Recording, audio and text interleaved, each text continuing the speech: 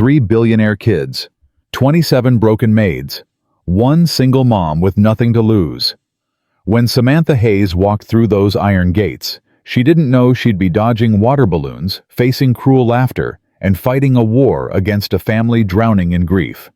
But what happened next? Nobody saw it coming. Hit that subscribe button right now and stay till the end. This story goes places you won't believe. Drop your city in the comments so I can see how far we've gone. Let's start. 47 minutes. That's how long the last maid lasted before she ran out screaming. Left her shoes behind and never looked back. Mrs. Caldwell, head housekeeper, gray uniform, clipboard clutched like a weapon, didn't even glance up when Samantha Hayes stepped into the Reed mansion. 47 minutes, she repeated. That's the record. Samantha stood there, worn coat, borrowed bus fare, hair in a simple ponytail. I'm not breaking any records, Samantha said. I'm just here to work. Mrs. Caldwell finally looked up. Her eyes scanned Samantha head to toe. Single mom, yes. Daughter, 7 years old, Ella. And you're desperate. It wasn't a question. I need this job, Samantha said quietly. Mrs. Caldwell almost smiled. Almost. Then God help you. Follow me. They walked through hallways that echoed. Everything was marble and gold and cold. Mr. Reed owns half the tech companies in this country, Mrs. Caldwell said. Travels constantly. The boys are homeschooled tutors, quit every month. You know why you're really here. The triplets. Tommy, Max, and Leo, 9 years old, lost their mother 2 years ago. Car accident. Mr. Reed buried himself in work. Those 3 boys. She stopped walking. They've been burying everyone else since. Before Samantha could respond, Mrs. Caldwell knew Maid's here, right? The voice came from upstairs. Young, mocking, dangerous. Tommy, Mrs. Caldwell muttered. The ringleader. We got something special ready. Another voice, excited. Max, the wild card. A third voice, quieter. 10 minutes, she won't last. Leo, the thinker. Don't trust the quiet ones. Samantha looked up the grand staircase. 3 identical boys stood at the top, grinning like wolves. Hello, Samantha called up. Silence. Then giggles. I'm Samantha. Tommy stepped forward. You know what's fun? Watching grown-ups cry? I like the screaming better, Max said. Leo pushed his glasses up. I prefer when they quit without notice. Cleaner. Mrs. Caldwell whispered. Last chance to run. Samantha set down her bag. I don't run. Then you're braver than you look, Mrs. Caldwell said. Boys, come down. Oh, we'll come down, Tommy said. Real slow. They descended like a storm. 3 pairs of feet pounding marble. Red shorts, green shorts, yellow shorts. That's how you told them apart. Tommy stopped 3 feet from Samantha. Arms crossed. You're poor, right? Tommy, Mrs. Caldwell warned. What she is. Look at her shoes. Max snorted. Goodwill special. Leo tilted his head. Do you even have a car, or did you bus here? Samantha crouched down, eye level. I'm a person. You're 3 boys who are hurting, and I'm here to help. Tommy's grin flickered, just for a second. We don't need help, he said. Everyone needs help. Not us, Max shot back. Especially not from you, Leo added. Mrs. Caldwell cleared her throat. Show Miss Hayes to her room. East Wing. Tommy's eyes lit up. East Wing, perfect. The 3 exchanged looks. Something silent passed between them. Follow us, Max said, voice suddenly sweet.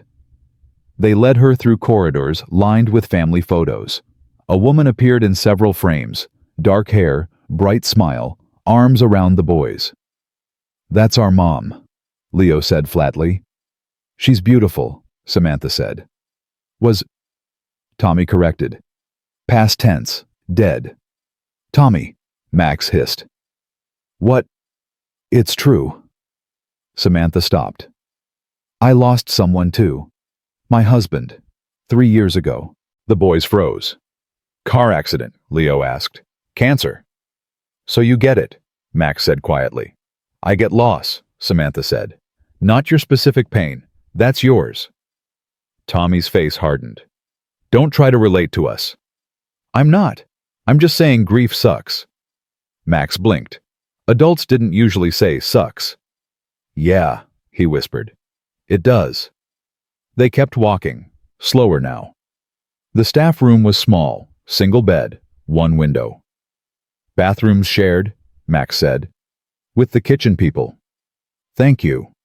Tommy leaned against the doorframe. Here's the deal. You do what we say. You don't snitch to Dad. You definitely don't try to fix us. Got it. I'm here to help, not control. Good. Because if you cross us, he smiled. We've made 27 people quit. You'll be 28. We're really good at this, Leo added. Samantha sat on the bed. I'm sure you are, but I'm really good at staying. We'll see, Tommy said. First test dinner. Samantha was sent to help Rosa, the cook, a heavy-set woman with zero patience. Don't get comfortable, Rosa muttered, handing Samantha vegetables. You'll be gone tomorrow. Maybe, Samantha said. 10 minutes later, the triplets appeared. We're hungry, Tommy announced. Rosa pointed at the clock. Dinner's at 6. It's 5:30. We're hungry now. Wait 30 minutes. Leo looked at Samantha. Miss Hayes, can you make us a snack? Trap. Clear as day. Rosa said dinner's at 6. Samantha replied. So we wait. Tommy's eyes narrowed. But we're starving. Then you'll really enjoy dinner, Max gasped. She's mean. I'm consistent. Father will hear about this, Tommy yelled. They stormed out. Rosa chuckled. Not bad. Most cave immediately. Do they really tell their dad? Mr. Reed's in Singapore. They know it. They're bluffing. Samantha smiled. Good to know. Dinner was a war zone. The triplets sat at the massive dining table. Samantha stood nearby. This chicken's dry, Tommy complained. Potatoes are cold, Max said. I wanted pasta, Leo muttered. Rosa brought replacements. All rejected. Samantha stepped forward. You're right. The boys looked up surprised. This food isn't good enough, so tomorrow night you 3 cook. What? Tommy sputtered. You're experts, right? Prove it. Max's mouth fell open. We don't know how to cook. I'll teach you. You can't make us, Leo said. True, but I can tell your father you wasted Rosa's work when he calls from Singapore. Silence. How'd you know he's in Singapore? Leo asked slowly. I listen.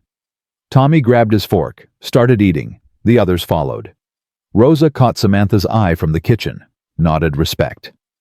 That night, Samantha was unpacking when water started seeping under her door. She opened it. Flooded hallway. 3 boys with water balloons. Surprise! They launched. Samantha dodged 2. The third hit her chest. Soaked. Got her. Max cheered. Samantha just stood there, dripping. Feel better? She asked. Tommy frowned. You're supposed to yell. Why? Because we soaked you. I noticed. Good aim, by the way. Max lowered his balloon. You're not mad. I'm wet, but I've been wet before. Rain exists. She wrung out her shirt. You know what would have made this prank better? Doing it outside. Marble's slippery. Someone could get hurt. She looked at Tommy's soaked socks. Like you. Tommy slipped. Leo caught him. See now. Help me mop before someone breaks a bone. We don't mop, Leo said. Tonight you do. And they did. Nobody could believe it. Next morning, 5 a.m. Screaming. Samantha ran to the boys' bedroom. Chaos. Pillows flying, books everywhere. Tommy wrestling Max while Leo shouted, "Boys!" They froze. What happened? He started it. Tommy pointed at Max. Did not? Did too. I don't care who started it. I care that it stops. You can't tell us what to do, Tommy said. You're just a maid. Correct. I'm the maid, which means this house runs smoothly. And this. She gestured at the disaster. Not smooth. Leo stood up, crossed his arms. Our mother never yelled. The room went ice cold. Your mother, Samantha said carefully, loved you more than anything. Every photo in this house proves it. But love doesn't mean no rules. She'd want you safe, healthy, kind. Right. Max's lip trembled. Don't talk about Mom. I'm not talking about her. I'm talking to you. Is this who you want to be? Boys who break things because they're sad. We're not sad, Tommy said, voice cracking. Then what are you? Silence. Leo whispered, tired. Of what? People leaving. Samantha's heart cracked. She knelt. I'm not leaving. They all say that, Max said. I mean it. Prove it. Tommy challenged. Every day, starting now, get dressed. We're making pancakes. Kitchen. Flour explosion. Eggs on the floor. Batter in their hair. Samantha didn't flinch. She taught them to measure, to mix, to flip. When Max burned his first pancake. Perfect. Now you know what not to do. When Leo's turned out right, high five. When Tommy made a deliberate mess, clean it, chef. They made a stack of barely edible pancakes. These are terrible, Tommy said, mouth full. Worst ever. Max agreed, grabbing seconds. Leo quietly ate 3. Rosa watched from the doorway, hiding a smile. That afternoon, school time. The boys were supposed to study. Their tutor had quit last week. Samantha found them playing video games. Math time. She turned off the TV. Hey! After math you can play. We don't do math, Tommy said. You do now. Make us, Max challenged. Samantha picked up a textbook. Your dad has billions of dollars, right? They blinked. Yeah, Leo said. If he splits $3 billion equally between you 3 when you're adults, how much does each get? They stared. That's division. That's math. Want the answer? Slowly. Tommy reached for a pencil. 2 hours later, they'd done actual schoolwork. Not perfect, but done. Time to cook dinner, Samantha reminded them. Oh no. Max groaned. In the kitchen, she guided them through spaghetti. Simple. Hard to ruin. Tommy boiled water. Max heated jarred sauce. Leo set the table. They ate in the kitchen, not the formal dining room. Mr. Grayson, the head butler, appeared. Tall, severe, disapproving. What is this? He demanded. We cooked, Max said proudly. You cooked. Miss Hayes taught us, Leo said. Mr. Grayson looked at Samantha. This is irregular. These boys are heirs to a fortune. They don't cook. These boys are 9 years old. They need life skills. Mr. Reed will hear about this. I hope so, Samantha said evenly. Mr. Grayson's jaw tightened. He left. Tommy whispered, You just made an enemy. Worth it. Eat your spaghetti. That night, Samantha heard crying, soft, coming from the boys' room. She knocked. Can I come in? Go away. Tommy's voice thick with tears. It's okay to cry. We're not crying. Silence. Then the door cracked open. Max stood there, eyes red. Leo had a nightmare. Samantha looked past him. Leo curled on his bed, Tommy sitting beside him. Can I help? Leo shook his head. Okay, I'll be in my room if you need. Wait. Leo's small voice stopped her. She turned. What did you do when you were sad after your husband? Samantha's throat tightened. I held my daughter, and I cried. Did it help? Eventually. Leo considered this. Dad doesn't cry.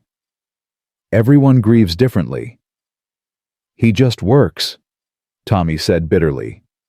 All the time. Maybe that's how he cries. They'd never thought of that. Do you still get sad? Max asked. Sometimes, but it gets easier. How long? I'll tell you when I know, Samantha said honestly. Leo almost smiled. Can you stay till we fall asleep? Of course. She sat. The boys climbed into their beds, 3 beds, different colored blankets. Mom used to read to us, Max said quietly. Want me to read? 3 nods. She picked up a dragon book. Read until their breathing slowed, deepened. When she stood to leave, she saw a photo on the dresser. The boys with their mother, laughing. Joy frozen in time. I'll take care of them, Samantha whispered. I promise. Next morning, 2 maids cornered her, Clara and Ellen, both 20-something, both vicious. So you're the new one, Clara said, looking Samantha up and down. Lasted longer than expected, Ellen added. Just doing my job.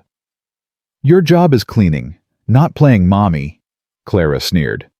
I'm not playing anything. Those boys will destroy you. They're monsters. They're children. Ellen laughed. Children who've broken every maid here. You're not special. Never said I was. You'll be gone by Friday, Clara said. I'll bet money. Samantha met her eyes. Then you'll lose, excuse me. She walked past, head high. Behind her, Clara muttered, uppity bitch. What's wrong? Nothing, Tommy said too quickly. We're fine, Max added. Totally fine, Leo echoed. All terrible liars. Boys, Tommy sighed. We heard Clara talking about you.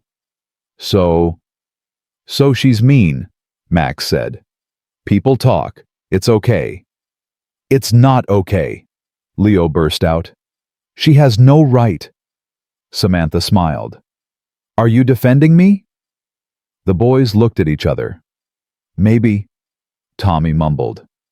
Thank you, but I can handle Clara. How? Max asked. By not caring. I know who I am. That's enough. Is it? Leo asked seriously. It has to be. If you let other people's words define you, you'll never be free. Tommy went quiet. Mom said something like that once. She sounds smart.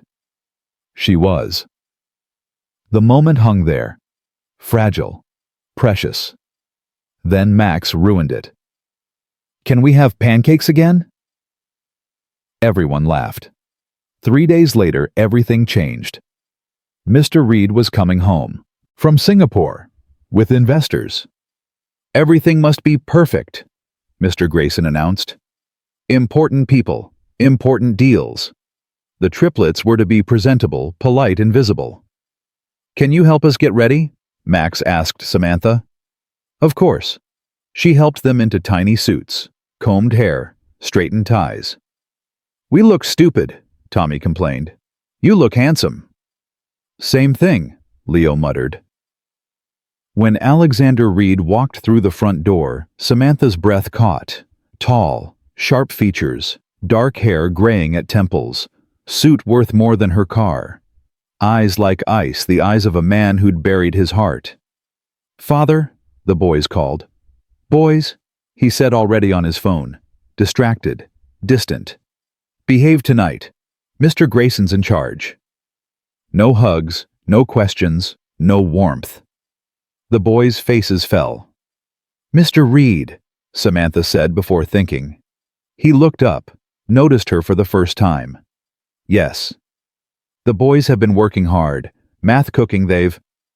I'm sure. Thank you, Miss... Hayes. Thank you, Miss Hayes. Mr. Grayson handles their reports. He turned to his assistant. Where are the Chens? He walked away. Tommy's hands were fists. Max's eyes filled. Leo stared at nothing. "He didn't even look at us," Tommy whispered. "He's busy," Max said hollowly. "Always," Leo added. Samantha knelt. "His behavior isn't about you, it's about his pain." "We're in pain too," Tommy said fiercely. "I know, baby, I know." The word slipped out. She didn't take it back. The boys didn't seem to mind. The dinner was elegant, formal, cold. The Chen brothers' investors from Taiwan arrived with their wives. Everyone sat at the grand table. The boys at the far end. Samantha standing nearby. Business talk. Markets. Mergers. Numbers. The boys were invisible. Then Max's water glass tipped. On purpose. Samantha saw the deliberate elbow. Water spread across white linen. "Max!" Mr. Grayson hissed. "Sorry," Max said loudly. "I'm so clumsy." Alexander's jaw tightened. "Boys, perhaps."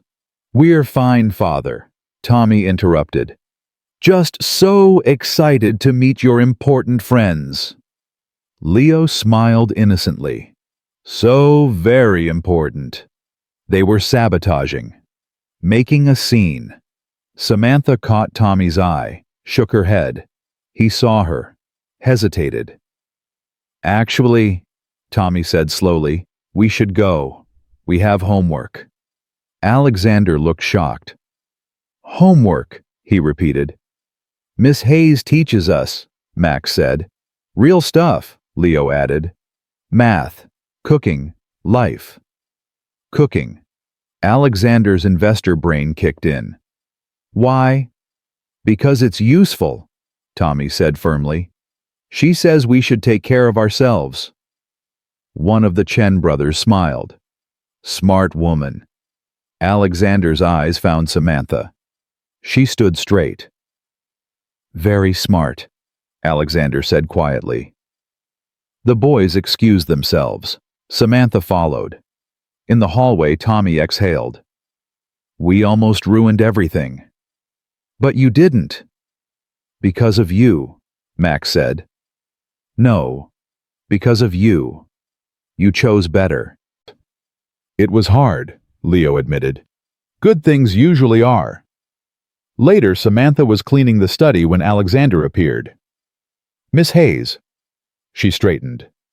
"Mr. Reed." "We haven't been properly introduced." "No, sir." He stepped inside. "You've been here a week?" "Yes, sir." The boys seem different. "They're wonderful." "Everyone says they're terrors." "Everyone's wrong."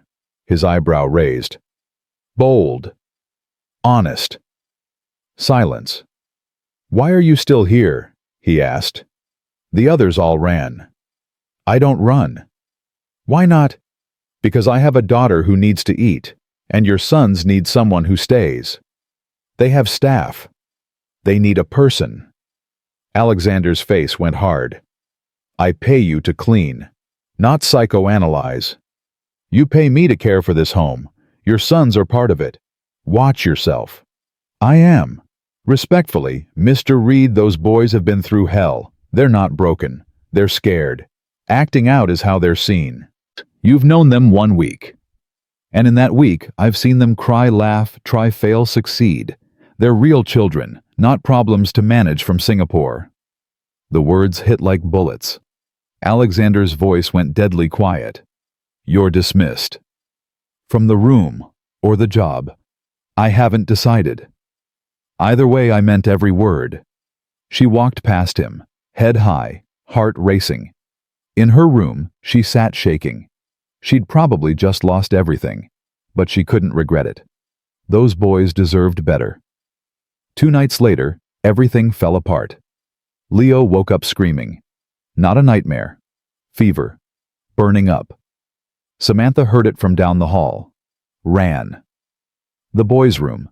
Leo thrashing in bed, skin on fire, eyes unfocused. "He's sick," Max cried. "Really sick." Tommy added, voice cracking with fear. Samantha touched Leo's forehead. 104 degrees. maybe higher. Get me cold water, towels, now. The boys ran.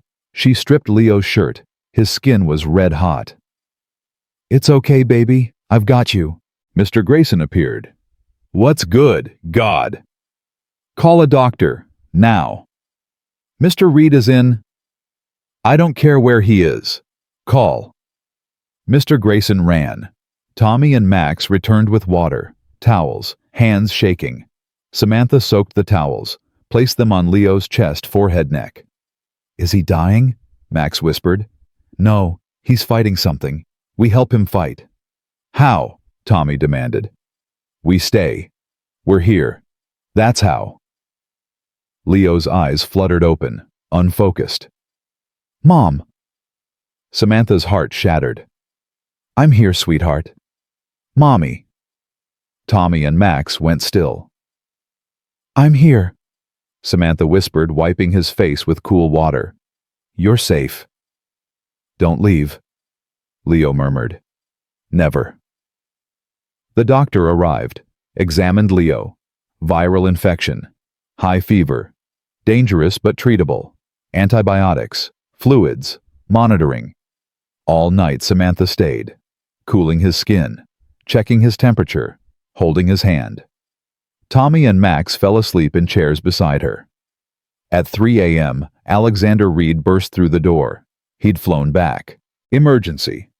He saw Leo in bed, Samantha beside him, his other sons asleep nearby. How is he? Alexander's voice cracked. Fever's down to 101, Samantha said quietly. He'll be okay. Alexander's legs seemed to give out. He sank into a chair. I should have been here. You're here now. I'm never here. Samantha said nothing. Alexander looked at her. Really looked. You stayed. Of course. You called him sweetheart. She met his eyes. Yes. He called you Mom. He was delirious. Was he? Silence. Leo stirred, opened his eyes, saw his father. Dad? I'm here, son. You came back. Of course I did. Leo's eyes filled. You never come back. Alexander's face crumpled. He moved to the bed, took Leo's hand. I'm sorry, he whispered. I'm so sorry. And for the first time in 2 years, Alexander Reed cried. Tommy woke up, saw his father crying, started crying too. Then Max. Samantha quietly slipped toward the door. Don't go, Leo said. She stopped. Please, Tommy added. Alexander looked at her. Stay. So she did.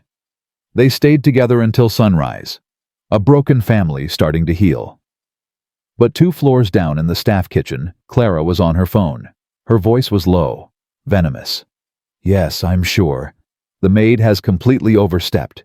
Yes, she's manipulating the family. I have proof. Photos of her with the boys in their bedroom at night. How much? That'll work. Send the check to my account. Tabloids will have it by Monday. She hung up. Smiled. Enjoy it while it lasts. Samantha. She whispered to the empty kitchen.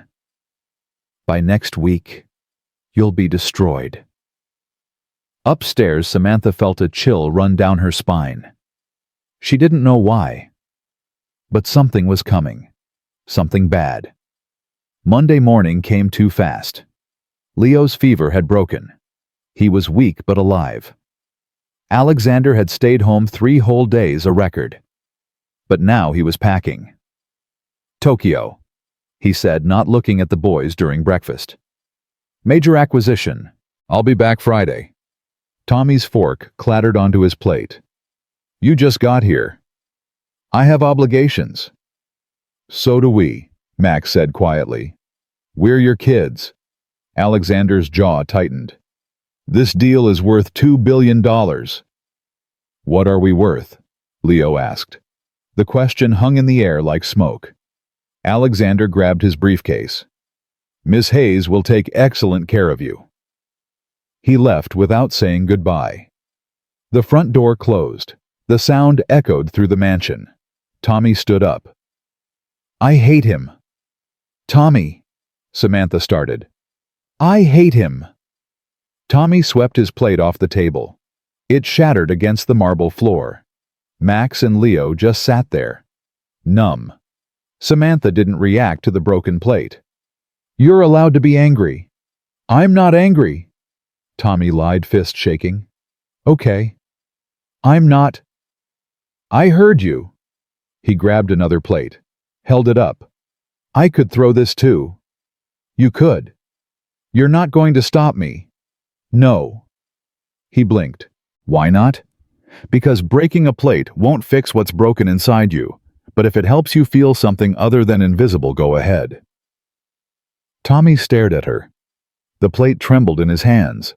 Then he set it down and burst into tears. Samantha moved fast, pulled him into her arms. He fought for a second, then collapsed against her. "I just want him to see us," Tommy sobbed. "I know, baby." "Why doesn't he love us anymore?" "He does. He just doesn't know how to show it." Max started crying too. Then Leo. Samantha held all three of them in the middle of the destroyed breakfast, surrounded by broken porcelain and spilled orange juice, and let them cry. Rosa appeared in the doorway, saw the scene. Quietly started cleaning up the glass. Mr. Grayson walked past, paused, said nothing, kept walking. But Samantha saw something flicker across his face. Respect, maybe. Or maybe just surprise that she was still here. That afternoon, Clara made her move. Samantha was folding laundry in the staff room when Clara walked in. No knock. "Saw quite a scene this morning," Clara said, leaning against the doorframe. The boys were upset. The boys are always upset. That's what happens when trash tries to play mother. Samantha kept folding. "Is there something you need, Clara?" "Just thought you should know. People are talking." "People always talk." "About you, and the boys, and how close you've gotten." Samantha looked up. "What are you implying?" Clara smiled. Poison sweet. "Just that it looks suspicious. A single mom alone with 3 rich little boys in their bedroom at night." The air went cold. "I was caring for a sick child," Samantha said evenly. "That's your story. But photos can tell different stories." Clara pulled out her phone. Showed a picture Samantha in the boys' room, lit by lamplight, leaning over Leo's bed. Out of context, it looked wrong. "Where did you get that?" Samantha's voice stayed calm, but her heart was racing. "I take pictures of everything in this house. Security, you know.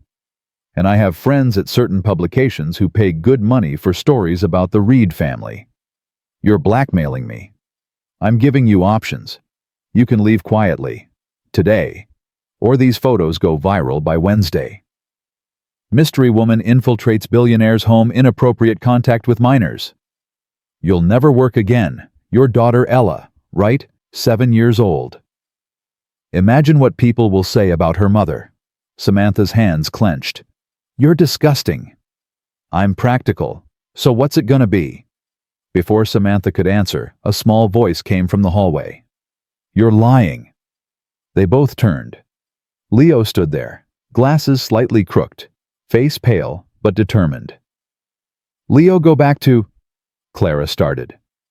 "I heard everything," Leo said, stepping inside. "You took pictures of Miss Hayes taking care of me when I was sick." "Sweetheart, adults are talking." "I'm not stupid. I'm 9, not 5, and I know what you're trying to do." Tommy and Max appeared behind him. "We all heard?" Tommy said. Clara's smile faltered. "Boys, you don't understand." "We understand you're trying to hurt the only person who's been nice to us in 2 years," Max said. Leo walked up to Clara, small but fierce. "If you send those pictures anywhere, I'll tell my father, and he'll destroy you. Your father doesn't even know my name. He knows mine, and when I tell him you tried to blackmail our caregiver, he'll listen." Leo's voice was ice. My father is very good at destroying people. Ask the last 3 companies that tried to cheat him." Clara's face went white. Tommy stepped forward. "We might be kids, but we're Reed kids. You want to test what that means?" Clara looked at all 3 boys. At Samantha, back to the boys. "This isn't over," she hissed. "Yeah, it is," Max said. Clara shoved past them and left. Samantha exhaled. She'd been holding her breath. "You guys..." "Don't," Tommy said. "Don't thank us. You'd do it for us. In a heartbeat." "Then we're even," Leo said simply. But Samantha saw it in their eyes. The war wasn't over. Clara had just retreated. And people like Clara always came back. The next day, the boys decided to test Samantha in a different way. Lunchtime. Rosa had made chicken and vegetables. Samantha set the plates down. Tommy looked at his food, looked at Max, looked at Leo. All 3 grinned. "Now!" Tommy yelled. Food fight. Instant chaos. Chicken flew. Vegetables launched. Mashed potatoes splattered against the wall. Max nailed Tommy with a handful of carrots. Leo got Samantha square in the face with a spoonful of gravy. She stood there, gravy dripping down her cheek. The boys froze, waiting for the yelling. Samantha wiped her face. Then she picked up a handful of mashed potatoes and threw it at Tommy. Direct hit. His mouth fell open. "Did she just..." Max started. Samantha hit him with green beans. "Food fight!" Leo yelled, and chaos erupted for real. For 5 minutes, the dining room became a war zone. Food everywhere, laughter echoing off the walls. Rosa appeared in the doorway, took one look, turned around and left. Finally, they ran out of ammunition. Everyone was covered, breathing hard, laughing. "That was awesome," Max gasped. "Best lunch ever," Tommy agreed. "You're fun," Leo said to Samantha, sounding genuinely surprised. "Thanks. Now here's the fun part." Samantha stood up. "You 3 are cleaning all of this." "What?" Tommy said. "Every wall, every floor, every piece of food." "But you made the mess. You fix it. I'll help. But this is your responsibility." Max looked around at the destruction. "This'll take hours." "Then we better start." They worked until dinner time, scrubbing walls, mopping floors, wiping down chairs. Halfway through, Tommy muttered, "This isn't fun anymore." "Nope," Samantha agreed, scrubbing beside him. "But now you know what Rosa deals with every day. We should probably stop making messes," Leo said quietly. "Probably." Samantha agreed. By the time they finished, the dining room sparkled. Rosa came back in, looked around, nodded at Samantha. "You're good," she said simply. Highest praise Samantha had received yet. That night, the boys actually said thank you when Rosa served dinner. She nearly dropped the plates in shock. Wednesday brought a new test. The garden. Beautiful. Massive. The boys' favorite place to cause trouble. "Miss Hayes," Tommy called. "Come see the flowers." Samantha knew better, but she went anyway. The moment she stepped outside, all 3 boys ran. "What are you—" They slammed the garden gate, locked it from the outside. She was trapped. "Very funny, guys. Let me out." "Can't hear you," Max yelled. Then the sprinklers turned on. All of them. At once. Full blast. Samantha was drenched in seconds. Cold water everywhere. She heard the boys laughing, dying laughing. Through the gate, she saw them high-fiving. The old Samantha would have yelled, threatened, gotten angry, but she'd learned something about these boys. They didn't want anger. They wanted reaction. So she gave them nothing. Just stood there, getting soaked, watching them. Their laughter started to fade. "Why isn't she yelling?" Max whispered. "Maybe she's in shock," Leo said. Tommy frowned. "Miss Hayes, you okay?" Samantha sat down on a bench, soaking wet, water running down her hair. "I'm fine," she called back. It's actually kind of nice. Refreshing. She's lying, Max said. Nobody likes getting sprayed with cold water, Leo agreed. Unless... Tommy's eyes narrowed. Unless she's not going to give us what we want. Samantha closed her eyes, tilted her face up to the spray like she was enjoying it. This is weird, Max said. Very weird, Leo agreed. 5 minutes passed. The boys stood at the gate watching her just sit there. Finally, Tommy couldn't take it. Aren't you cold? Very. Doesn't it suck? Completely? Then why aren't you mad? Samantha opened her eyes, looked at them through the iron gate. Because being mad is what you want, and I don't reward bad behavior with attention. But we locked you out here. I noticed, and turned on the sprinklers. Also noticed. Tommy's face scrunched up in frustration. You're supposed to be upset. Why, I've been wet before. I'll dry. But... He couldn't find words. Max looked at Leo. She broke the game. She's not playing, Leo said slowly, understanding dawning. She's just existing, not reacting. That's boring, Tommy said. That's smart, Leo corrected. Samantha stood up, walked to the gate, dripping. Here's what I know, she said quietly.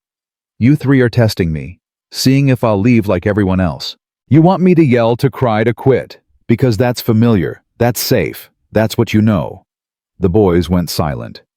But I'm not leaving, not when you throw food, not when you lock me outside, not when you make me cold and wet and uncomfortable, because you know what's stronger than all of that? What? Max whispered. Loving you anyway. Tommy's eyes filled with tears. We're not easy to love, he said, voice breaking. Nobody is, Samantha said. Love isn't about easy, it's about staying. Leo's hands were shaking. Our mom used to say something like that. She sounds like she was an amazing woman. She was. Max wiped his eyes. She really was. You know what she'd want? Samantha asked gently. What?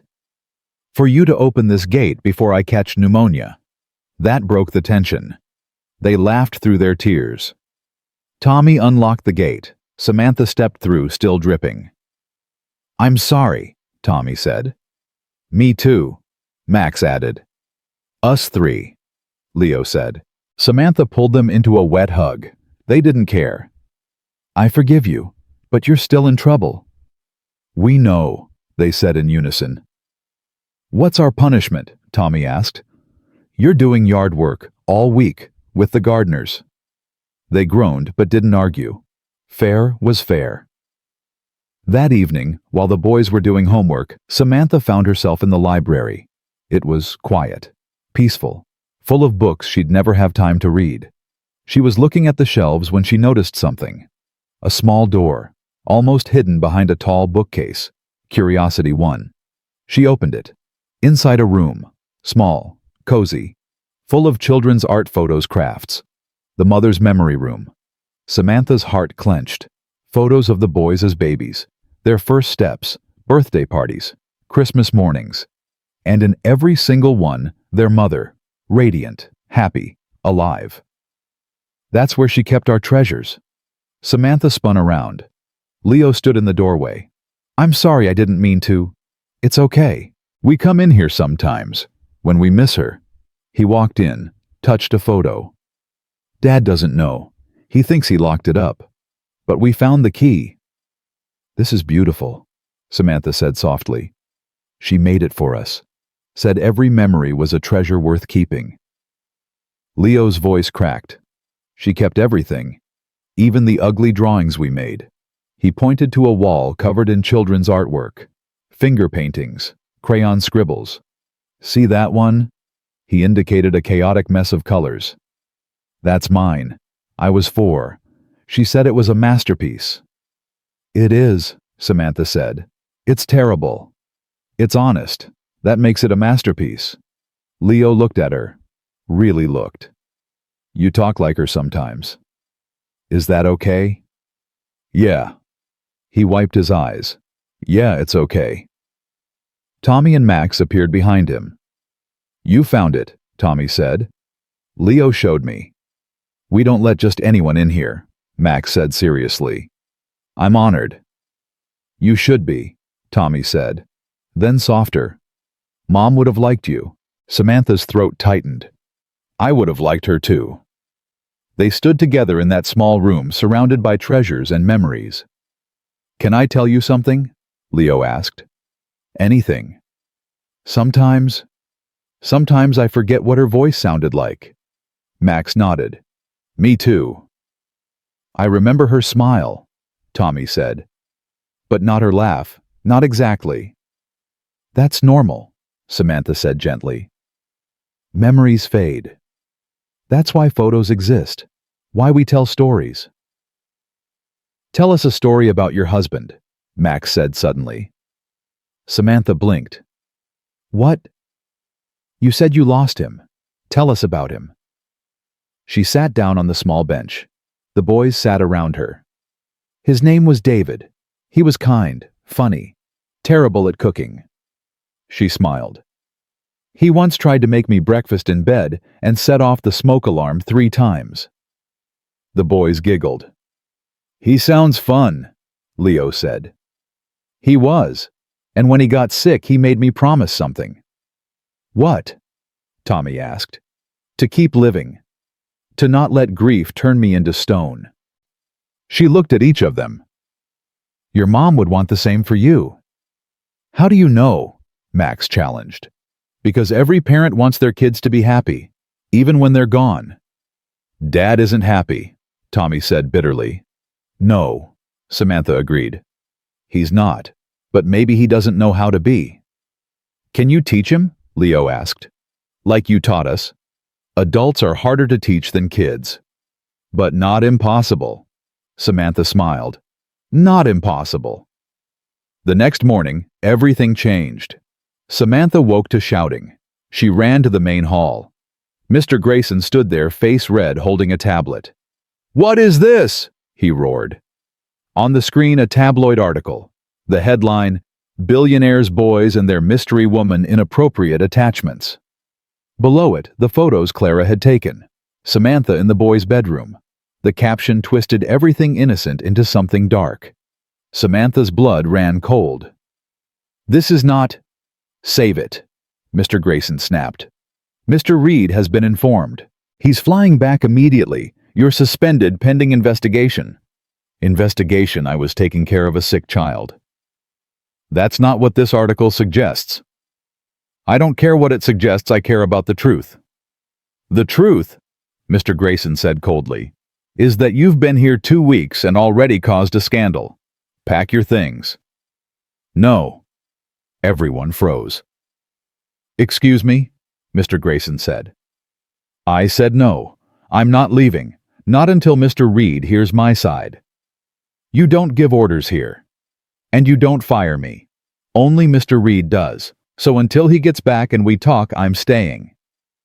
Mr. Grayson's face went purple. You insolent! What's going on? The boys stood at the top of the stairs, still in pajamas, confused, scared. Tommy looked at the tablet in Mr. Grayson's hand. What's that? Nothing that concerns... Tommy snatched it. Reed. His face went white. This is a lie, he said. Tommy, give that back. This is a lie, Tommy screamed. Miss Hayes was helping Leo. He was sick. She saved him. Max and Leo ran down the stairs, read over Tommy's shoulder. Who wrote this? Max demanded. It doesn't matter. Who? Leo's voice was sharp, adult, dangerous. Mr. Grayson hesitated. The source is anonymous. Clara.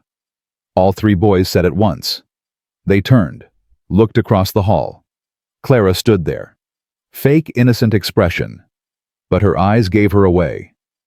Triumph. You did this, Tommy said.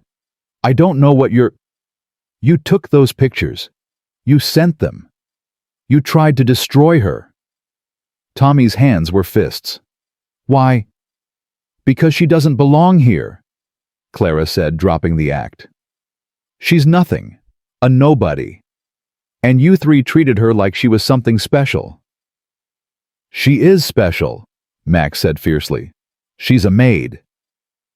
She's our family, Leo corrected. Clara laughed. Bitter. Family? Your family is dead, sweetheart. Your mom's gone. Your dad doesn't care. And this woman, she pointed at Samantha. She's just here for the paycheck. That's enough, Samantha said quietly. Is it, or is it just the truth you don't want to hear? I don't work for money. Everyone works for money. I work for them, Samantha pointed at the boys. Because they deserve someone who stays. How noble, how brave. Clara's voice dripped sarcasm. But you're still leaving. The article's out. The damage is done. By tonight, every parent in this city will think you're a predator. Good luck finding work after this. The words hit like punches. Because Clara was right. The article was out. Once something's online, it's forever. Samantha's reputation was destroyed. I'll sue, Samantha said. For defamation. With what money I checked. You're broke, can barely afford rent. A lawsuit would bankrupt you. Clara smiled. I win, you lose. Simple. Samantha opened her mouth to respond. Actually, a voice said from the doorway, you both lose. Everyone turned. Alexander Reed stood there, still in his travel clothes, face exhausted, eyes burning. Mr. Reed, Clara stammered. You weren't supposed to be. Tokyo was canceled.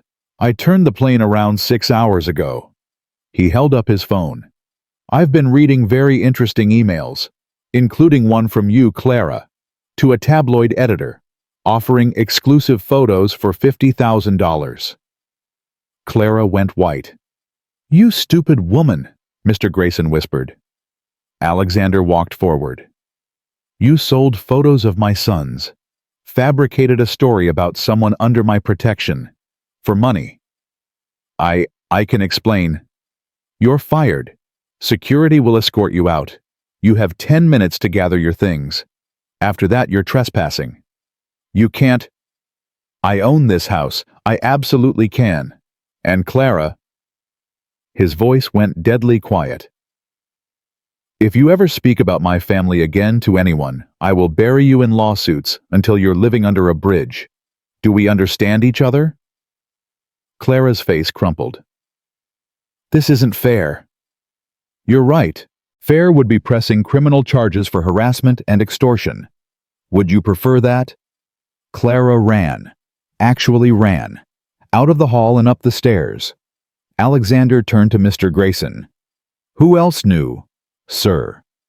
Who else was involved in this? Mr. Grayson hesitated. Ellen, she helped Clara take the photos. Fire her too. Yes, sir. Alexander looked at Samantha. You. My office. Now. He walked away. The boys looked terrified. He's gonna fire you, Tommy whispered. Maybe, Samantha said. We won't let him, Max said. This isn't your fight, baby. Yes, it is, Leo said firmly. We'll tell him. We'll make him understand.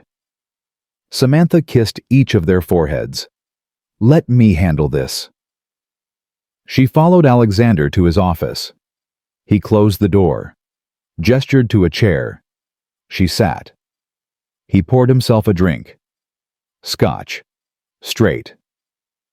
I read the article, he said. All of it. It's not true. I know. He drank. I also read the comments. People calling for your arrest, for my sons to be taken away. Calling me negligent. He looked at her. Do you understand what you've cost me? Her heart sank. Mr. Reed. Peace of mind. For the first time in 2 years, I was sleeping through the night, because I knew my sons were safe, happy, cared for. He set down the glass. Then I wake up to this garbage, and I realize something. What? I've been a coward. Samantha blinked. Sir, I've been hiding, in work, in travel, in deals and mergers and acquisitions, because staying here meant facing the fact that my wife is gone and I have no idea how to raise 3 boys alone. His voice cracked. But you walked in and did what I couldn't. You stayed. You fought. You loved them. Tears filled Samantha's eyes. So, here's what's going to happen. Alexander continued. I'm going to sue that tabloid into oblivion. I'm going to get a retraction and an apology. And you. He looked at her. You're not getting fired.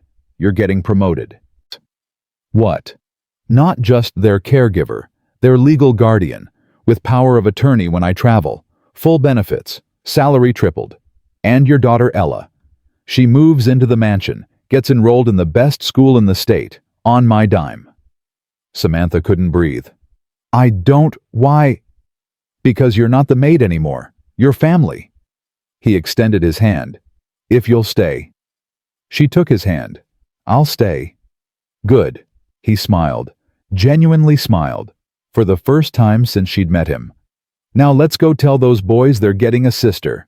They walked out together. The boys were waiting in the hall, terrified.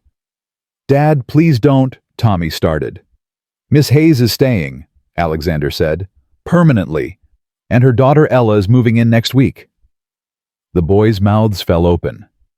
Really? Max whispered. Really? They tackled Samantha, hugging, crying, laughing. Alexander watched them, something soft in his eyes.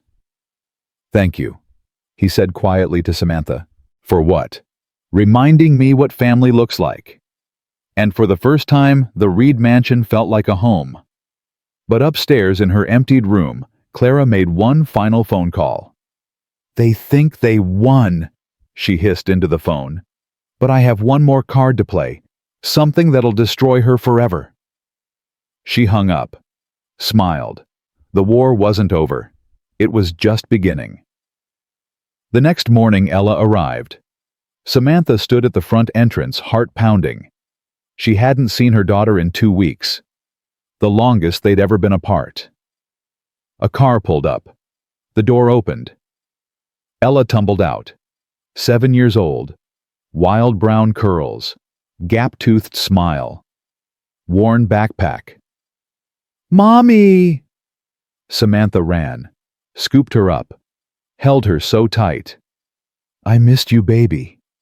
I missed you more. Ella pulled back, looked at the mansion. Her eyes went huge. Whoa, you work in a castle. Something like that. Do princesses live here? Princes? 3 of them. Ella's nose wrinkled. Boys are gross. These ones are pretty great. We'll see, Ella said skeptically. The triplets appeared in the doorway, curious, nervous. Tommy stepped forward first. You're Ella. You're a triplet. How'd you know? You look exactly like those 2. She pointed at Max and Leo. Max grinned. She's smart. Obviously, Ella said. I'm in advanced reading. Leo's eyes lit up. Really? What are you reading? Chapter books. You. Same. What's your favorite? Matilda. Mine too. And just like that, the ice broke. Want to see our room? Max asked. You have a room like just for sleeping. Yeah, 3 beds. It's huge. I share a room with Mom. In our old apartment, I slept on the couch. The boys went quiet, processing. Well, now you get your own room, Tommy said. Next to ours. It's pink. Ella made a face. I hate pink. We can repaint it, Leo said quickly. Really? Dad said you can do whatever you want. Your dad sounds cool. The boys exchanged glances. He's learning to be cool, Tommy said carefully. Samantha watched them interact. Her daughter and these three boys who'd stolen her heart. Together. It felt right. It felt like family. By afternoon, chaos had erupted. Ella and the triplets had decided to explore the mansion, which meant opening every door, climbing every staircase, and generally terrorizing the staff. "There's a pool!" Ella shrieked from somewhere. "And a theater!" Max yelled back. "A real theater with a popcorn machine!" Samantha found them in the home theater, all four kids sprawled across leather recliners, stuffing their faces with popcorn. Having fun. "This place is amazing," Ella said, mouthful. "Language, baby." "What I didn't curse." "You're spitting popcorn." Ella swallowed. "Sorry, Mommy." Tommy looked at Samantha. "Does she always call you Mommy?" "Yeah, why?" We call you Miss Hayes." Samantha sat down. "You can call me whatever feels right." "What if we want to call you what Ella calls you?" Leo asked quietly. Samantha's breath caught. "You mean, can we call you Mom?" Max blurted out. "I know we already have a mom, had a mom, but she's gone and you're here and it feels weird calling you Miss Hayes when you're basically our mom now." Tears pricked Samantha's eyes. "If that's what you want." "Is it okay?" Tommy asked. "Like we're not replacing her." "Baby, you could never replace her. She'll always be your mother, but love doesn't run out. There's room for more." "So we can have two moms?" Leo asked. "One who's watching from heaven and one who's here," Samantha said softly. "That works," Tommy decided. "Yeah," Max agreed. "Okay then," Leo said. "Mom." The word hung in the air. Ella looked at the boys. "You guys are weird." "You're weird," Tommy shot back. "Takes one to know one." "That doesn't even make sense." "Your face doesn't make sense." And they were off bickering like they'd known each other forever. Samantha sat back and smiled. This was going to work. That evening, Alexander came home early. Unheard of. He found all four kids in the garden covered in mud laughing hysterically. "What happened?" he asked Samantha. "They decided to build a fort in the mud." "Why?" "Because they're kids." Alexander watched them. Tommy was the architect barking orders. Max was the muscle hauling mud. Leo was quality control making sure everything was structurally sound. And Ella was chaos incarnate throwing mud at anyone who got too serious. "She fits," Alexander said. "Yeah, she does." "The boys seem lighter." "They're happy." "Because of you." Samantha shook her head. "Because of each other. I just gave them permission to be kids again." Alexander was quiet for a moment. "I don't know how to do this." "Do what?" "Be a father, not a provider, not a boss, a dad." "You're doing it right now. You came home early. You're watching them play. That's being a dad." "It feels insufficient." "It's enough. Trust me." Alexander looked at her. "How do you do it?" "Stay so calm, so sure." "I'm not always sure, but I show up anyway. That's all parenting is, showing up. Even when you're terrified. Especially then." He nodded slowly. Processing. Then he did something that shocked everyone. He took off his suit jacket, rolled up his sleeves, and walked into the mud. "Dad?" Tommy said, stunned. "I hear we're building a fort." "You'll get dirty," Max warned. "I have other suits." "But you hate getting dirty," Leo said. "Maybe I hate missing out more." And Alexander Reed, Billionaire CEO, got down in the mud with his kids. Ella looked at Samantha. "Your boss is cool." "He's trying," Samantha said. "That's the important part, right? Trying." "Yeah, baby, that's the important part." But while they played, Clara's plan was unfolding. She'd made a call to Ellen before being escorted out. Given her one final instruction.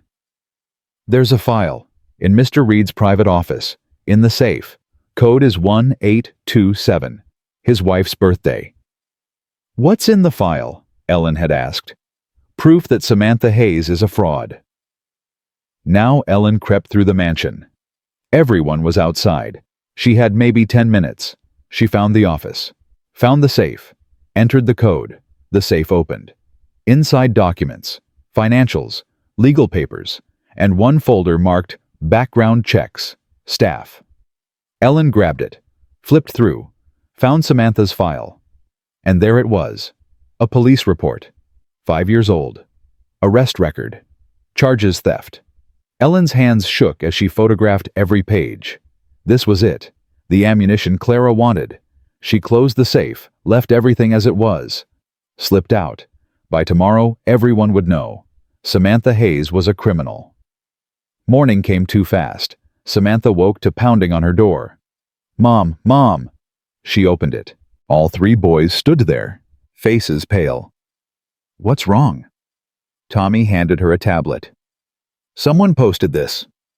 It was a blog post, anonymous, titled, The Truth About Alexander Reed's New Guardian. Below, scanned images of her arrest record, her mugshot. 5 years younger. Hollow-eyed. Desperate. The text described her crime shoplifting. $300 worth of baby formula diapers and food. She'd been caught, arrested, charged. The charges were later dropped when the store declined to press charges, but the record remained. Is it real? Max whispered. Samantha's hands shook. Yes. You were arrested? Leo asked. Yes. Why didn't you tell us? Tommy demanded. Because it was the worst moment of my life, and I was ashamed. Ella appeared behind the boys, still in pajamas. Mommy, what's happening? Baby, go back to your room. But now Ella. Ella's lip trembled. She ran. Samantha looked at the boys. I need to explain. Dad's waiting downstairs, Tommy said quietly. He saw it too. Her heart dropped into her stomach. Alexander stood in his office, face unreadable. Samantha entered. The boys followed. Boys wait outside, Alexander said. No, Tommy said. We stay. Tommy. She's our mom now. We stay. Alexander looked at his son, saw the determination, nodded. He turned to Samantha. Is it true? Yes. You were arrested for theft. Yes. And you didn't think to mention this. Would you have hired me if I had silence? Exactly, Samantha said. I needed this job. Ella needed to eat, so I lied by omission. You lied. I survived. By stealing. By doing what I had to do. Her voice rose. My husband had just died.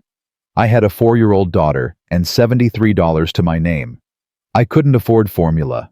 I couldn't afford food. So yes, I walked into a store and I took what I needed. And I got caught.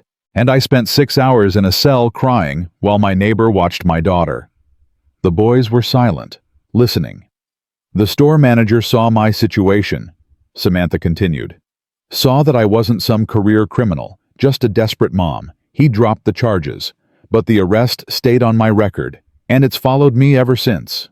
You should have told me, Alexander said. During the interview, when you barely looked at me, during the first week when your sons were testing whether I'd quit, or after when I was too afraid that you'd fire me and take away the first stable home Ella's had in 3 years, I deserved to know. You deserved honesty. I deserved a chance. We don't always get what we deserve.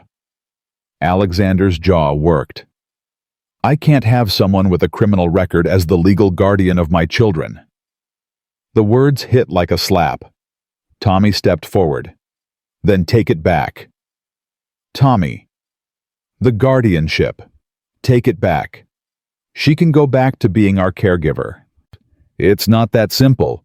Why not? You're a billionaire. You can do whatever you want. The optics. I don't care about optics, Tommy yelled.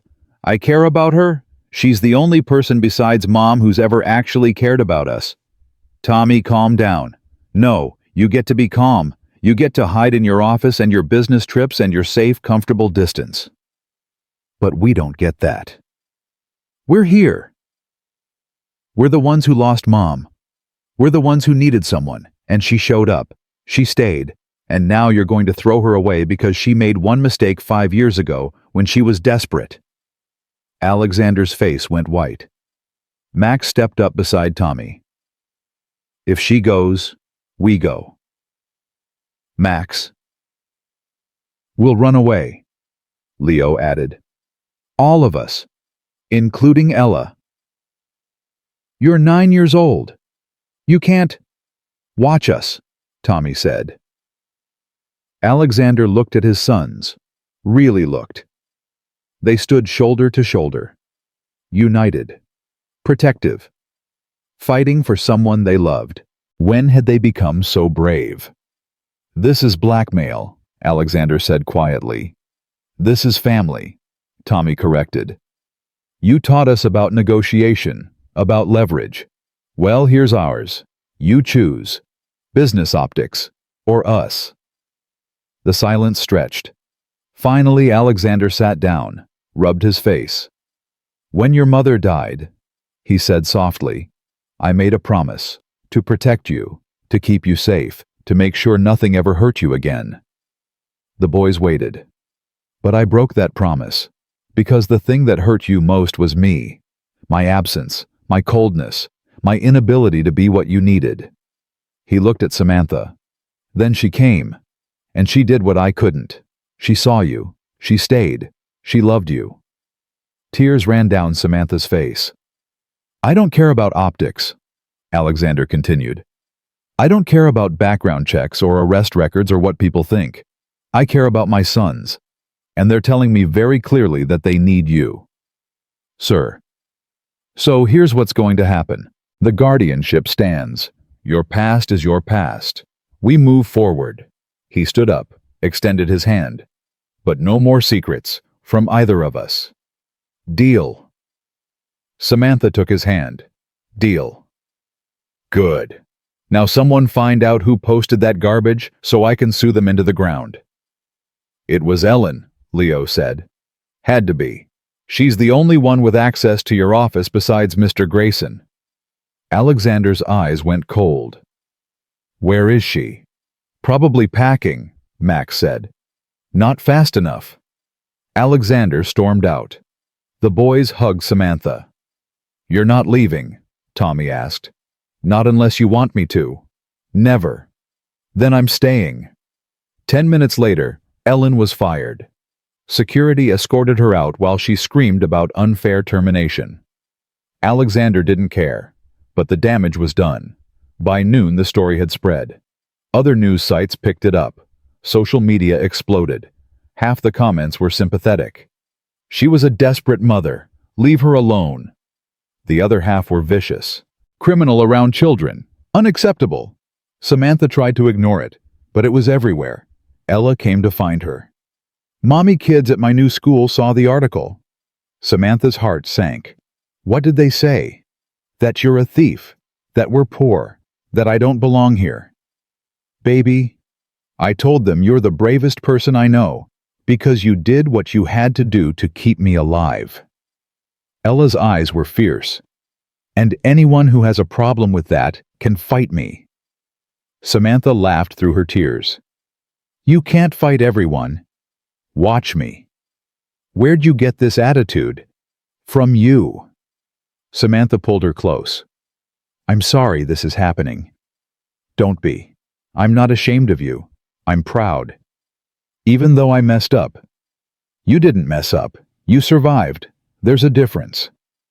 7 years old and already wiser than most adults. That evening, Alexander did something unexpected. He called a press conference. The whole staff gathered around the TV in the main hall. Samantha stood with the children. Alexander appeared on screen, standing at a podium, cameras flashing.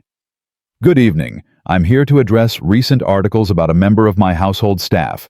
Articles that attempted to paint a desperate act of survival as a moral failing. The room went silent.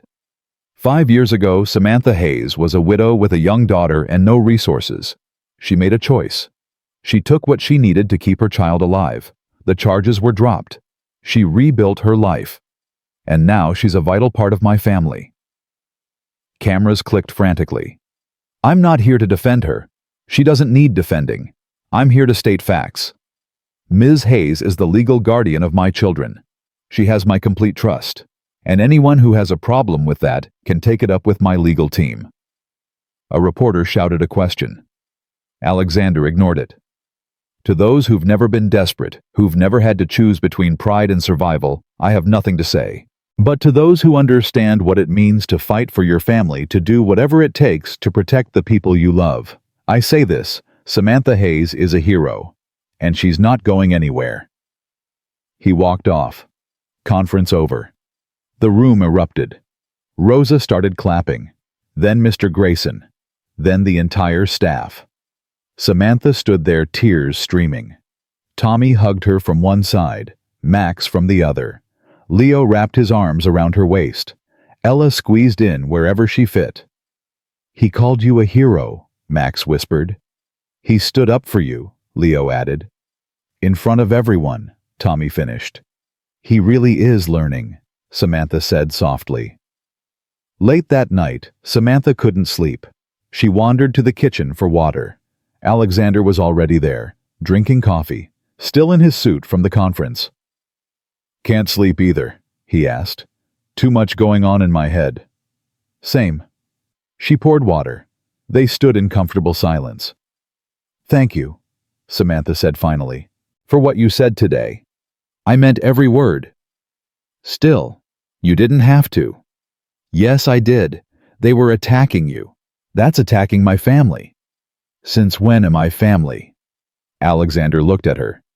Since the moment my son started calling you Mom. Samantha's throat tightened. I've been thinking, Alexander continued, about everything, about how I've been living, working, hiding. You're not hiding anymore. No, I'm not, and that's because of you. You walked into this house and reminded us what living looks like, what family feels like, what love is. I just showed up. You did more than that. You stayed. Through the pranks, the tests, the attacks. You stayed. Do you know how rare that is? I couldn't leave them. Why not? Because... She paused, searched for the right words. Because they're mine now, in all the ways that matter. I didn't give birth to them, but I'd die for them. That makes them mine. Alexander's eyes glistened. Their mother would have liked you. I wish I could have met her. She would have hugged you on sight. She collected strays, people who needed love. She'd say, you can't have too much family. Smart woman. The smartest, and she'd be proud of them, of who they're becoming. Because of you. And you, Samantha added. You came home early today. You got in the mud. You defended me publicly. That's growth. I'm trying. Trying is enough. They stood together in the quiet kitchen. Two broken people who'd found wholeness in an unlikely place. Can I ask you something? Alexander said. Anything. Are you happy here? Samantha smiled. Happier than I've been in 5 years. Good. Because I'd like you to stay. Not just for the boys. For me too. I need someone who tells me the truth. Who calls me out when I'm being an absent father. Who reminds me what matters. I can do that. And maybe, eventually, we could be more than just employer and employee. More than just guardian and father. Maybe we could be partners. In raising them. In building this family. Samantha's heart raced. Are you asking? I'm not asking anything, not yet. But I'm saying, I see you. Really see you. And I like what I see. Alexander, think about it, no pressure. But know that this family, this weird, broken, beautiful family, it's better with you in it. Before Samantha could respond, small footsteps echoed in the hallway. Ella appeared, rubbing her eyes. Mommy, I had a bad dream. Come here, baby. Ella ran into her arms. Alexander smiled. I'll let you handle this. Good night, Samantha. Good night. He left. Samantha carried Ella back to bed, tucked her in. Mommy. Yeah, baby. Are we staying here forever? Do you want to? Ella nodded. The boys are fun, and Mr. Reed is nice, and my room is huge, and I have my own bathroom. Samantha laughed. Those are good reasons.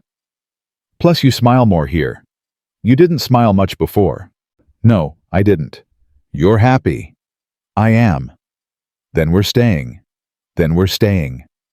Ella closed her eyes. Good, because I already told the boys we're gonna be a family, like a real one. Oh, you did? Yep, they agreed. We voted. It's official. You can't vote on family, baby. We did anyway, 4-0. You're outnumbered. Samantha kissed her forehead. I guess I am. Love you, Mommy. Love you more. Within minutes, Ella was asleep. Samantha sat there watching her. Her daughter. Her miracle. The girl she'd stolen for, fought for, survived for. And now they were both safe. Both loved. Both home. Downstairs, she heard movement. The boys probably sneaking to the kitchen for a midnight snack. She should stop them. But instead, she just smiled. Let them be kids. Let them steal cookies and make messes and feel safe enough to break small rules. That's what home was. A place where you could be imperfect and still be loved. She'd found that here. Against all odds, against all expectations, she'd found home. But outside in a car parked down the street, Clara sat with her phone. She'd seen Alexander's press conference, seen him defend Samantha, and it only made her angrier. You think you won? She whispered, staring at the lit mansion windows. But I'm not done. Not even close. She made one final call. It's me. I need a favor. A big one. I need you to dig into Samantha Hayes' past. Deeper than anyone's gone before. Find something. Anything. Because that woman is going down. She hung up, smiled. Tomorrow the real war would begin. 3 days later, Clara's investigator called back. I found something, the voice said. But you're not going to like it. Clara sat up in her cramped studio apartment. Tell me. Samantha Hayes, born Samantha Mitchell. Father walked out when she was 6. Mother died of overdose when she was 16. Bounced through foster homes until she aged out at 18. That's tragic, not scandalous. I'm not finished. She married David Hayes at 19. He was 28. Clara's eyes narrowed. Age gap relationship. That's something. It gets better, or worse depending on perspective. David Hayes had a daughter from a previous relationship. Name Ella Hayes, born when Samantha was 17, before they married. Clara's heart raced. Wait, Ella isn't Samantha's biological daughter. Correct. Ella's biological mother abandoned her as an infant. David got full custody, met Samantha 2 years later. She raised Ella as her own. So Samantha's been lying about being Ella's mother. Technically, she adopted Ella after marrying David. Legally, she is the mother, but biologically, no. Clara smiled. This was it. Send me everything. Documents, birth certificates, all of it. Will do. But ma'am, this isn't going to end well for you. Just send the files. She hung up, started typing. By morning, the story would break, and this time Samantha Hayes wouldn't recover. Samantha woke to her phone ringing. Alexander's number. Hello? Don't go online. His voice was tight. Don't read anything. Just come to my office. Her stomach dropped. What happened? Now Samantha. She threw on clothes, ran downstairs. Alexander stood at his desk, tablet in hand, face pale. What is it? He turned the screen. Another article, different site, same venom. The Woman Who Fooled a Billionaire, Samantha Hayes' Web of Lies. Below it, copies of documents, birth certificates, adoption papers. The headline, Ella Hayes is not her biological daughter. Samantha's knees gave out. She grabbed the desk. "It's true, isn't it?" Alexander asked quietly. "Yes." "Ella isn't yours." "She is mine. I raised her. I adopted her. I'm her mother in every way that matters." "But you didn't give birth to her." "No." Alexander set down the tablet. "Why didn't you tell me?" "Because people judge. They think biology is the only thing that makes family. But it's not. Love makes family. Showing up makes family. I've been Ella's mother since she was 6 months old. Her biological mother walked away. I stayed." "You lied again." "I omitted. There's a difference." "Is there?" His voice rose. "First the arrest. Now this. What else are you hiding?" "Nothing. I've told you everything." "Have you? Because it seems like every week there's a new revelation about your past." "My past made me who I am, and who I am is the person your sons call Mom." "That's not the point." "Then what is the point?" Alexander slammed his hand on the desk. "The point is trust. I trusted you with my children. I gave you legal guardianship. I defended you publicly, and you keep proving that I don't actually know you. You know me better than anyone. Do I? Because the woman I know doesn't keep secrets. The woman you know has been judged her entire life for circumstances beyond her control. So yes, I keep some things private. That's called survival." They stood there, breathing hard, angry. Finally, Alexander spoke. "I need time to think." "About what?" "About whether this can work." Samantha's heart cracked. "You're going to fire me." "I don't know what I'm going to do." "After everything. After your sons call me Mom. After you stood up for me. You're just going to throw me away because I'm not biologically related to my daughter." "It's not about that." "Yes, it is. It's always about that. People see adoption as less than, as fake, as not real. But my love for Ella is real. My love for Tommy, Max, and Leo is real. And if you can't see that, then maybe you don't know me at all." She turned to leave. "Samantha. Save it. I'll pack our things." She walked out. Behind her, Alexander sank into his chair, put his head in his hands. What was he doing? Upstairs, the children had heard everything. They stood outside Alexander's office, faces stricken. "Dad's going to fire her," Tommy whispered. "We can't let that happen," Max said. "What can we do?" Leo asked. "We're just kids." "We're not just kids," Tommy said fiercely. "We're Reed kids, and Reed kids don't give up." "What's the plan?" Ella asked. She'd been standing with them, tears streaming down her face. Tommy looked at her. "Do you love your mom?" "More than anything." "Even though she's not your biological mom?" "She's more my mom because she chose me. My bio mom threw me away.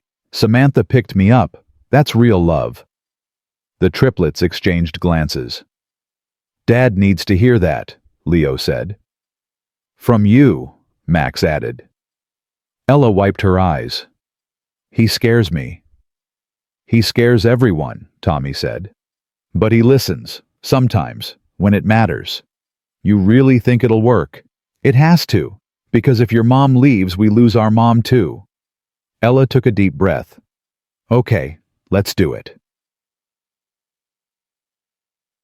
Alexander was still in his office when they walked in, all 4 children, united front. "Dad," Tommy said, "not now." "Yes, now." Alexander looked up, saw their faces. "What?" Ella stepped forward, small but brave. "Mr. Reed, can I talk to you?" "Ella, this isn't—" "Please." Something in her voice stopped him. He nodded. She walked closer. "My biological mother didn't want me. She left me in a hospital when I was 3 days old. Nurses found me in a blanket. No note, nothing. Alexander's expression softened. My dad took me, raised me alone for 2 years. Then he met Samantha. She was 19. He asked her on a date. She said yes. Then he told her about me, about being a single dad. You know what she said? What? She said, when can I meet her? Not, sorry, I don't date guys with kids. Not, that's too much responsibility. She wanted to meet me. Ella's voice cracked, but she pushed on. She showed up to that first meeting with a stuffed bunny. She sat on the floor with me, played blocks, made funny voices. And when my dad asked her out again, she said yes, but only if I could come. Alexander was listening now. Really listening. She married my dad when I was 2, adopted me when I was 3. And when he got sick, she worked 3 jobs to pay for his treatment. 3 jobs, Mr. Reed, while taking care of a dying husband and a 4-year-old kid who wasn't even biologically hers. Ella, Alexander started. I'm not done. When Dad died, she could have given me up. Social services offered. Said it would be easier. She was 22, broke alone. She could have walked away, but she didn't. She kept me. Because she's my mom. Not because we share DNA. Because we share love. Tears ran down Ella's face. So when people say she's not my real mom, they're wrong. She's the only real mom I've ever had. And if you fire her because she's not biologically perfect, then you're wrong too. Silence. Tommy stepped up beside Ella. She's right. We know about fake family, Max added. We've had 27 nannies who were paid to care. None of them did. But she does, Leo finished. Not for money. For us. Alexander looked at his sons, at Ella, at these 4 children standing together. You rehearsed this, he said. No, Tommy said. We just all feel the same way. And what way is that? That family isn't about blood. It's about choice. Mom chose Ella. She chose us. And we choose her. Alexander's throat tightened. Even if the whole world judges her. Especially then, Ella said. Because that's what family does. They stand together when it's hard. Alexander stood up, walked around his desk, knelt down in front of Ella.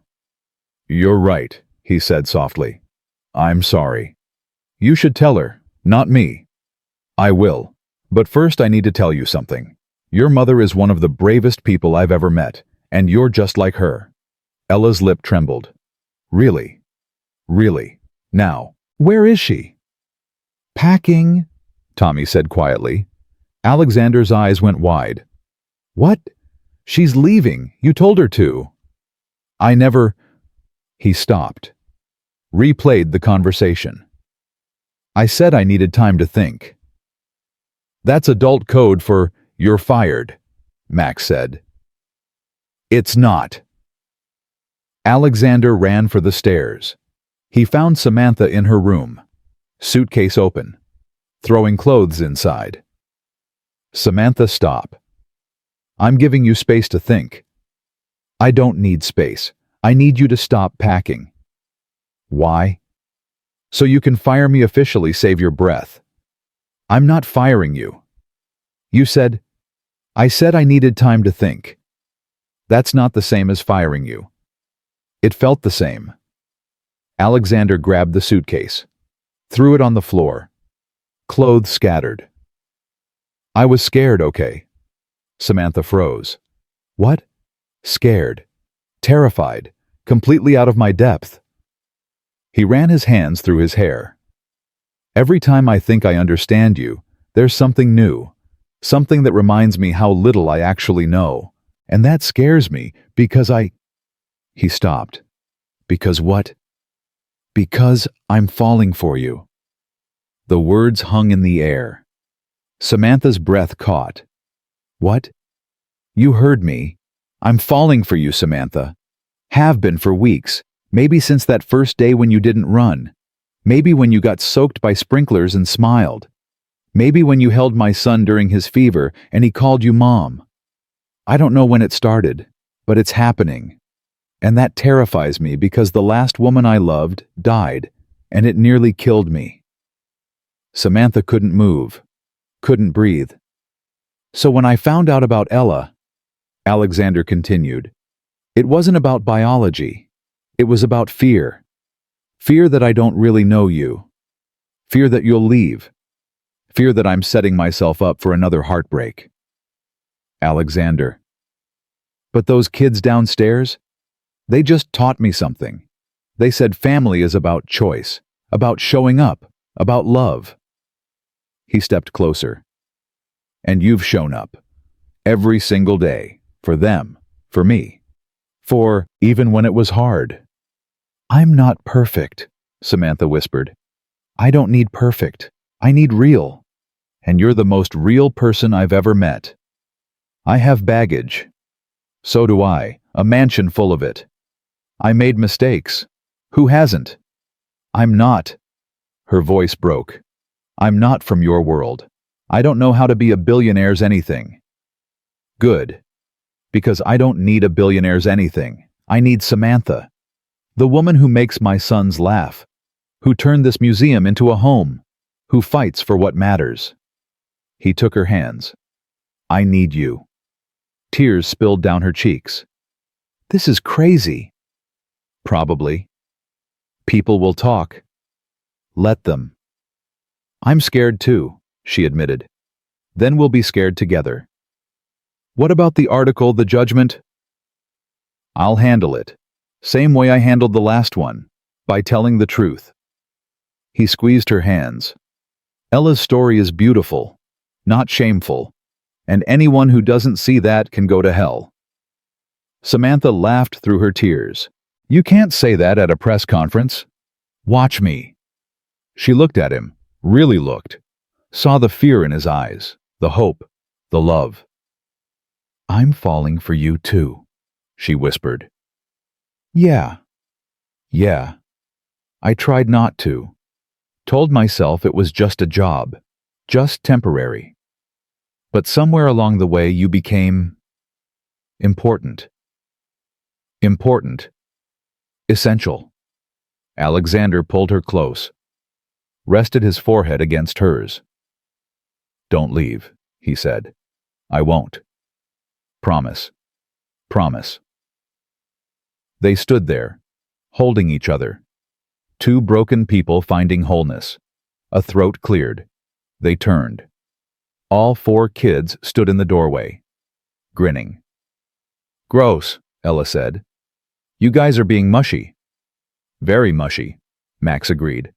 Disgustingly mushy, Leo added. But Tommy just smiled. Does this mean she's staying? Alexander looked at Samantha. She's staying. Forever, Max asked. If she'll have us, Alexander said. All of us, Leo pressed. Samantha pulled away from Alexander, walked to the kids, knelt down. Listen to me, all four of you. I'm not going anywhere. Not because of articles or judgment or fear. You're stuck with me. Got it. Got it, they said in unison. Good. Now who wants pancakes? Me, all four yelled. They ran for the kitchen. Alexander and Samantha followed, slower. You realize what just happened, he said. We had a moment. We became a couple. In front of our children. Our children. Yes, ours. Mine and yours. All five of them. 5? Alexander grinned. You, me, Tommy, Max, Leo, Ella. That's 6 total. 5 kids if we're counting. You're counting me as a kid. You're younger than me. It counts. She shoved him playfully. He caught her hand, kissed it. I'm serious though, he said. This is real, you and me, this family. I'm all in. So am I. Even when it's hard. Especially then. They walked into the kitchen to find complete chaos. Flour everywhere. The kids had decided to make pancakes themselves. Ella was covered head to toe. Tommy had batter in his hair. Max was eating raw eggs. Leo was trying to read a recipe book while standing on a chair. Rosa stood in the corner, arms crossed, trying not to laugh. "Should we stop them?" Samantha asked. "Probably," Alexander said. Neither moved. "They're happy," Samantha said. "They're disasters. Happy disasters. The best kind." They watched their children destroy the kitchen and smiled. Because this was family, messy, loud, imperfect, real, and neither would change a single thing. That afternoon, Alexander held another press conference. This time, Samantha stood beside him. Cameras flashed. Reporters shouted questions. Alexander raised his hand. Silence fell. "I'm here to address recent articles about Samantha Hayes and her daughter Ella. Articles that attempted to paint adoption as something less than biological parenthood." He paused. Let that sink in. Ella Hayes was adopted by Samantha when she was 3 years old. Samantha was 21. She chose to become a mother to a child who wasn't biologically hers, and she has loved that child, provided for that child, and protected that child for 7 years. A reporter shouted, "Don't you think the public has a right to know?" "The public has a right to nothing," Alexander said coldly. "Samantha Hayes' past is her own. Her choices are her own. And her love for her daughter is none of your business. But she's working in your home. She's not working in my home. She's family. There's a difference." "Are you saying—" "I'm saying exactly what I mean. Samantha Hayes is family. Her daughter is family. And anyone who has a problem with that can write whatever they want. We won't be reading it." He stepped back from the microphone. Samantha stepped forward. The room went silent. "I'm Samantha Hayes," she said, voice steady. "And yes, I adopted my daughter. Yes, I was arrested 5 years ago for shoplifting. Yes, I've made mistakes. But I'm not ashamed. Because everything I did to survive, to protect my child, to give her a life." She looked directly at the cameras. "To everyone who's been judged for their past, who's been called less than, because you're not perfect, I want you to know something. Your worth isn't determined by your mistakes. It's determined by what you do after, how you rise, how you fight, how you love." Her voice strengthened. "I've been called a criminal, a fraud, a charity case. And you know what? I don't care. Because the people who matter, the 4 children I love, the man standing beside me, the family we're building, they know the truth. And that's enough." She stepped back. The reporters erupted, questions flying. Alexander took Samantha's hand, led her away. Behind the building, out of sight, he turned to her. "You were magnificent." "I was terrified." "Couldn't tell." "I'm shaking." He pulled her close. "You just told the whole world to go to hell, politely. It was perfect." She laughed. "Your PR team is going to kill us." "Let them try." They drove home together, hand in hand. When they walked through the front door, the kids tackled them. "You were on TV," Ella shrieked. "We watched," Max added. "You were so cool," Tommy said. "Very cool," Leo agreed. Rosa appeared with coffee, handed a cup to Alexander, another to Samantha. "You did good," she said simply. High praise from Rosa. Mr. Grayson approached, stiff as always. "Miss Hayes," he said formally. "Mr. Grayson, I owe you an apology. I misjudged you. That was unfair." Samantha blinked. Mr. Grayson didn't apologize. Ever. "Thank you," she managed. He nodded, walked away. "Did that just happen?" Samantha asked. "He likes you," Alexander said, in his own terrifying way. The house settled into evening routine, dinner, homework, baths. But something had shifted. The staff treated Samantha differently, with respect, with kindness. The maids who'd whispered behind her back now asked for her opinion. The gardeners waved when she passed. Even the cook, notoriously grumpy, smiled at her. The mansion was changing. becoming warmer, softer, more alive. At bedtime, Samantha tucked in all 4 kids. Ella first. "Love you, Mommy. Love you more, baby." Then the triplets, one by one. "Love you, Mom," Tommy said. "Love you, sweetheart." "Love you, Mom," Max whispered. "Love you too." "Love you, Mom." Leo murmured, already half asleep. "Love you always." She turned off the lights, closed the door, found Alexander waiting in the hallway. "They all asleep?" "Finally." "Good, because I want to show you something." He led her to the library, to the hidden room, the memory room. "How did you—" "The boys told me about how you found it, how you didn't judge, how you understood." He opened the door. Inside, everything was the same, except one thing. A new photo sat on the shelf. All of them together. Samantha, Alexander, Tommy, Max, Leo, and Ella. Taken the day Ella arrived. All of them covered in mud from the fort building. Laughing. "When did you—" "Rosa took it. I had it framed. It belongs here, with the other treasures." Samantha's eyes filled. "Alexander." "This room was my wife's heart, her love made visible. And she would want this, would want you here, part of our story." "Are you sure?" "I've never been more sure of anything." They stood together in that small room, past and present merging. "Thank you," Samantha whispered. "For what?" "For letting me in, for trusting me, for choosing me. You chose us first." "Best decision I ever made." Alexander pulled her close, kissed her forehead. "Stay with me," he said. "Not just in this house, but in this life. Build this family with me. Make new memories with me." "I'm already yours?" "Then make it official. When you're ready. No rush.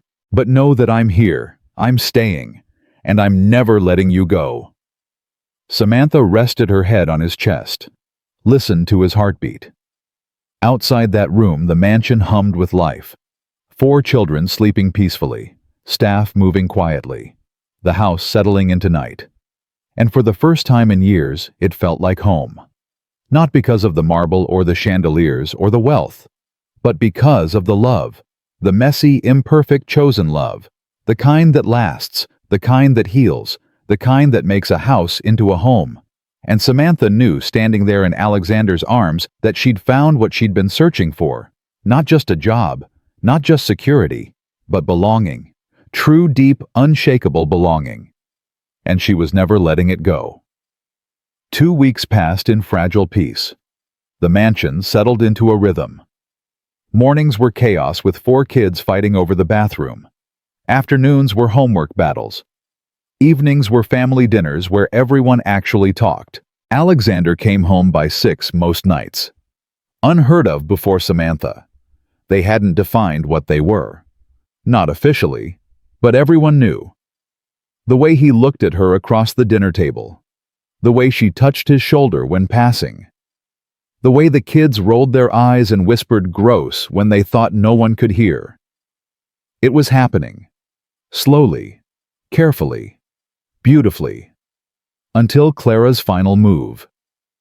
It came on a Tuesday, mid-morning. The kids were at their lessons with the new tutor. Samantha was in the garden with Alexander planning Ella's upcoming birthday party. "She wants a princess theme," Samantha said. "But not the typical pink everything." "What kind of princess?" "Warrior princess. She wants swords and capes and a dragon cake." Alexander laughed. "That's very her. I was thinking we could—" His phone rang. Private number. "Read," he answered. His face went white. "What, when? How did you—" He listened. Then, "Don't do anything. I'll handle it." He hung up, looked at Samantha. "That was my lawyer. Someone filed a complaint with Child Protective Services." Samantha's blood ran cold. "What kind of complaint?" alleging that you're an unfit guardian, citing your criminal record, the adoption controversy, claiming you're manipulating me for money and endangering the children. That's insane. It's Clara. Has to be. My lawyer traced the complaint back to an anonymous tip, but the details match everything she knows. Can they take the kids? They can investigate. And if they find any credibility to the claims... He didn't finish. Samantha sat down hard. After everything, she's still trying to destroy me. She's trying to destroy us. All of us. What do? We fight. But Samantha? This is serious. CPS doesn't mess around. They'll interview the children, inspect the house, dig into everything. The kids will be terrified. I know. We have to tell them. Not yet. Let me talk to my lawyer first. Figure out our options. But before he could make another call, Mr. Grayson appeared. Sir, there are 2 people here from Child Protective Services. They have a warrant to inspect the premises and speak with the children. Alexander stood. They're here now. Yes, sir. Samantha's hands shook. Alexander. Stay calm. We've done nothing wrong. They'll see that. But doubt flickered in his eyes. The CPS workers were professional, cold, efficient. A woman named Ms. Patterson and a man named Mr. Diaz. We need to speak with each child separately, Ms. Patterson said. Standard procedure. Absolutely not, Alexander said. They're 9 and 7 years old. They'll be frightened. Which is why we're trained in child psychology. Mr. Reed, you can refuse, but that will look poorly in our report. Alexander's jaw clenched. Fine, but I want to be present. That's not how this works. Then my lawyer will be. Your lawyer isn't their guardian. Miss Hayes is. Ms. Patterson turned to Samantha. Will you allow us to speak with the children? Every instinct screamed to say no, but refusing would only make things worse. Yes, Samantha said quietly, but please be gentle. They've been through a lot. We'll do our job, ma'am. They brought Tommy in first. He looked small in the big library chair, scared. Tommy, I'm Ms. Patterson. I just want to ask you some questions. You're not in trouble, okay? Okay. How do you like living here? It's my home. I've always lived here. And how do you feel about Miss Hayes? Tommy's chin lifted. She's my mom. Your mother passed away 2 years ago. I know that. I still have a mom, just a different one now. Ms. Patterson wrote something down. Does Miss Hayes ever hurt you? What? No. Ever yell at you? Punish you unfairly? She disciplines us when we mess up. That's what moms do. Has she ever hit you? Tommy's eyes went wide. Never. She doesn't believe in hitting. She says there are better ways to teach. What about your father? Is he around much? More now, because of Mom. She made him come home more. So she controls him.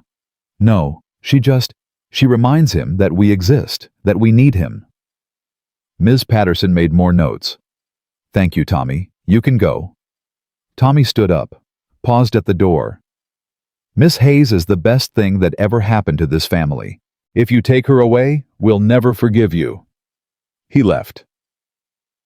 Max was next, then Leo, then Ella. Each interview lasted 20 minutes. Each child defended Samantha fiercely, but Samantha knew how these things worked. CPS wasn't looking for love. They were looking for red flags, and her past was full of them. After the interviews, Ms. Patterson and Mr. Diaz inspected the house, the children's rooms, the kitchen, everything. They found nothing wrong. Clean rooms, healthy food in the fridge, safe environment. But that didn't stop Ms. Patterson from saying, "We'll be filing our report within 48 hours. Until then, we recommend Miss Hayes maintain limited contact with the children." Limited contact, Alexander said. She lives here. We understand. But given the allegations are false, filed by a disgruntled former employee with an axe to grind. We still have to investigate Mr. Reed. That's our job. They left. The moment the door closed, the children ran to Samantha. "What did they ask you?" she said. "If you hurt us," Tommy said. "If you're mean," Max added. "If Dad is around," Leo said. "If you're really my mom," Ella whispered. "What did you say?" "The truth. That you're the best mom ever." Samantha pulled them close. All four. Held tight. "Whatever happens," she said, "I love you. Remember that." "They're trying to take you away," Tommy said. "Aren't they?" "They're investigating. That's all." "It's Clara," Leo said. "She did this." "We don't know." "We know," Max said fiercely. "She's evil." "She's hurt," Samantha corrected. "And hurting people hurt people." "That doesn't make it okay," Ella said. "No, it doesn't. But hating her won't help us." Alexander stood apart, phone to his ear, voice low and urgent. When he hung up, his face was grim. "My lawyer says we have a fight ahead. Clara documented everything. Photos, dates, times. She built a case over weeks. Can we win? I don't know, but we're going to try." That night, Samantha couldn't sleep. She stood in the garden, staring at stars. She heard footsteps behind her. "Mind company?" Alexander asked. "Never." He stood beside her, close but not touching. "I'm sorry," he said. "For what?" "For bringing you into this, into my world, where people like Clara exist, where every choice is scrutinized, where loving my children makes you a target. Stop. Samantha, stop apologizing for giving me a family, for giving me a home, for giving me purpose." She turned to him. "I'd do it all again, every hardship, every attack, because they're worth it. Even if you lose, even then, because I'll know I fought, I stayed, I loved them with everything I had." Alexander's eyes glistened. "How are you so strong?" "I'm not. I'm terrified, but being scared doesn't mean giving up. What if they take the kids? Then we appeal, we fight, we prove that this family is real. What if we can't prove it? Then we keep trying, until we can't anymore, and even then, we don't stop loving them." Alexander pulled her close. "I don't deserve you." "Yes, you do. You're a good man, Alexander, a good father. You just forgot for a while. But you remembered. That's what matters." They stood together under the stars, two people against the world. "Marry me," Alexander said. Samantha pulled back. "What?" "Marry me. Not someday, not eventually. Now, this week." "Alexander, we can't." "Why not? We love each other. We love those kids. We're already a family. Make it legal. Make it permanent. So Clara and everyone like her can never question it again." That's not why people get married. Isn't it? Marriage is about commitment, about standing together, about saying, "This person is mine and I'm theirs, and nothing can break us." That's us. So marry me. This is crazy. Probably. But I've spent 2 years playing it safe, being cautious, protecting my heart, and I'm done. I'm all in, Samantha. The question is, are you? She looked at him. At this man who'd been a stranger 6 weeks ago, who'd become her partner, her love, her home. Yes. Yes. Yes, I'll marry you. This week. Tomorrow. Whenever. Yes. He kissed her then, deep and long and full of promise. When they pulled apart, they were both crying. "We're going to win this," he said. "Together." "Together," she agreed. The next day they told the children. "You're getting married," Ella shrieked. "When?" Tommy demanded. "This weekend," Alexander said. "That's in 3 days," Max said. "We know. Small ceremony. Just us. No fuss." Leo looked at Samantha. Are you going to be our mom officially? I already am, sweetheart. But yes, legally too. And we'll be a real family, Ella asked. We're already a real family, Samantha said. Marriage just makes the paperwork match reality. The kids erupted, jumping, screaming, celebrating. Rosa appeared with sparkling cider. I heard the news. Congratulations. How did you? Staff knows everything, Miss Hayes. Or should I say, future Mrs. Reed. Samantha laughed. Just Samantha is fine. Nonsense. You're marrying into this family. You're Mrs. Reed now. Mr. Grayson appeared next. Sir, the florist called, and the caterer, and the minister. Alexander blinked. I haven't called anyone yet. I took the liberty. Small ceremony, you said. 50 guests. 50, I said just us. Sir, with respect, you're a Reed. Just us means 50 minimum. I've prepared the guest list. He handed over a tablet. Alexander scrolled. Half these people I barely know. They're important connections. It would be rude not to invite them. Grayson. Trust me, sir. I've been planning Reed family events for 20 years. I know what I'm doing. Alexander looked at Samantha, helpless. She laughed. Let him do it. We'll just show up and say, I do. That's the spirit, ma'am. Mr. Grayson said, actually smiling. The house erupted into wedding chaos. Florists arrived.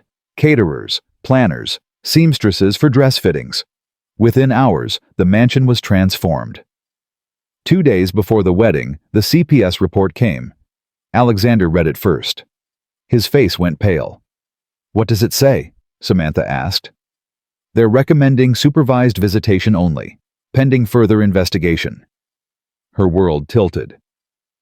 They're taking the kids, not taking, restricting your access, until they complete a full background check and psychological evaluation. How long will that take? 6 months, maybe more. 6 months. Of only seeing the children with supervision, of being treated like a criminal in her own home. I can't do that, Samantha whispered. You have to. If you fight it, they'll make it worse. So I just accept it. Let them control my life. For now, until we can prove them wrong. Samantha sank into a chair. This is Clara's dream. She's winning. No, she's not. Because we're still getting married, still building this family. She can't take that away. Can't she? What kind of family is it if I can only see my kids with a social worker watching? A family that fights, a family that survives, a family that doesn't quit. Tommy appeared in the doorway. He'd been listening. We're not letting them do this, he said. Tommy, it's complicated. I don't care. I'm 9, not stupid. They're saying you're dangerous. That's a lie. Max and Leo appeared behind him. We'll tell them, Max said. We already did, Leo added. They didn't listen. Then we make them listen, Tommy said. Mom, do you trust us? Of course. Then trust us to fix this. Before anyone could stop them, the 3 boys ran. Where are they going? Alexander demanded. They found out 10 minutes later. The boys had called a press conference on the front lawn, using Alexander's personal phone to contact the media. By the time Alexander and Samantha got outside, 15 reporters were already there. Cameras, microphones, chaos. Tommy stood on the front steps, Max and Leo flanking him. We have a statement, Tommy said, voice loud and clear. Tommy, get inside, Alexander hissed. No, Dad, they need to hear this. A reporter called out, Tommy Reed, is it true your father's girlfriend is being investigated by CPS? She's not his girlfriend, she's our mom. And yes, CPS is investigating, because someone lied. Who lied? A woman named Clara. She used to work here. We fired her. So she made up stories to hurt our family. Cameras clicked frantically. Are the allegations true? Another reporter asked. No, all 3 boys said together. Max stepped forward. Our mom never hurt us, never yelled, never did anything wrong. She just loved us, and someone is trying to punish her for it. Leo adjusted his glasses. CPS says she can only see us with supervision now. That's stupid. She lives here. She's our guardian. She's getting married to our dad this weekend. How can you supervise someone who's family? The reporters went wild, questions flying. You're getting married. When? Is this a publicity stunt? Alexander stepped forward, put his hands on his son's shoulders.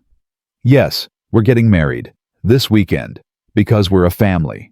And nothing, not allegations, not investigations, not hatred from small people will change that. He looked directly at the cameras. Clara, if you're watching, you failed.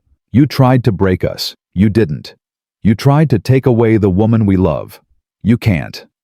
Because love isn't something you can file a complaint against. It's not something you can investigate away. It's real. It's permanent. And it's ours. Samantha stood behind them, tears streaming, heart bursting. Any final words, Mr. Reed? A reporter called. Alexander turned, pulled Samantha forward. Yeah, I have one thing to say. He took her hands, right there, in front of everyone. Samantha Hayes, I was going to wait until the wedding, but I can't, not another minute. He dropped to one knee. Samantha gasped. You walked into my life 6 weeks ago, a stranger with worn shoes and a daughter to feed. And you changed everything. You made my sons laugh. You made this house a home. You made me remember what living feels like. His voice cracked. I don't have a ring yet. I don't have a romantic speech prepared. But I have this. A promise. To stand with you. To fight for you. To love you every single day. For the rest of my life. The boys were crying now. So will you marry me officially publicly, so the whole world knows you're mine and I'm yours? Samantha pulled him up, kissed him. Yes, she said against his lips. Yes. Always yes. The reporters exploded. Cameras flashing, questions screaming. But Samantha only heard 4 voices. Mom! The children tackled them. All 4. One giant hug on the front lawn, and somewhere in a cheap apartment across town, Clara watched the news. Watched them together. Happy. Winning. And for the first time she felt something other than rage. Regret. She'd lost everything trying to destroy someone who'd done nothing to her. And they'd won by simply loving each other. She turned off the TV. Tomorrow she'd make one final call. But not to a tabloid. Not to CPS. To Alexander. To apologize. To stop. To surrender. The wedding day arrived. Small ceremony. 50 guests. The garden transformed with white flowers. Ella was flower girl. The triplets were best men. All 4 wore matching outfits and matching grins. Samantha wore a simple white dress. Nothing fancy. Just beautiful. Alexander wore a suit, but his face wore pure joy. The minister spoke about love, about family, about choosing each other. When it came time for vows, Alexander went first. Samantha, 6 weeks ago I was a ghost, going through motions, pretending to live. Then you walked in and reminded me what life was, what family meant, what love felt like. His voice shook. You didn't just save my sons, you saved me, and I promise to spend the rest of my life proving I'm worth saving too. Samantha's turn. Alexander, I came here desperate, broke, afraid, looking for a job. I found a home. I found children who needed me. I found you. And I found myself. She looked at the kids. Tommy, Max, Leo, Ella. You're my heart, all 4 of you. This marriage isn't just about me and your dad. It's about us. All 6 of us. One family. Forever. I now pronounce you husband and wife, the minister said. They kissed. The garden erupted in applause. The children cheered loudest. The reception was perfect. Music. dancing, cake. At one point, Alexander pulled Samantha aside.